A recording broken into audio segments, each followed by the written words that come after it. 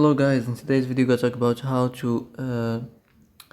to fix WhatsApp force close problem. So the answer is easy. Just go to the settings and then scroll down to the apps section and then go to the search and search on WhatsApp, and then go to the storage, and here you will find this clear cache option. Click on it. Now you can go check it if it works. If it didn't, you can try to restart your phone, and if it didn't work again, maybe try to clear data. But be careful, if you clear data, all the messages and all the chats and all the media and databases and the settings will be deleted.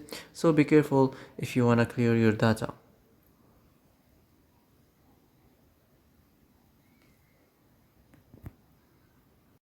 So that's it for today's video. I hope this is the answer you've been looking for. If you like this video, don't forget to like and subscribe, and see you in the next video.